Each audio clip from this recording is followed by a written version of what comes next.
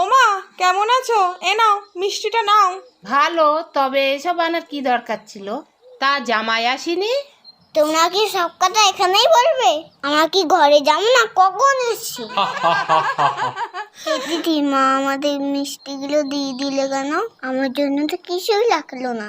আরে পাগল, তুই শুভ বিজয়ের সবাইকে প্রণাম কর, তাহলে তোকেও মিষ্টি দেবে। দেখি মা একটু। থাক থাক মা, ভালো থাকিস। শুভ বিজয় প্রণাম করো সবাই।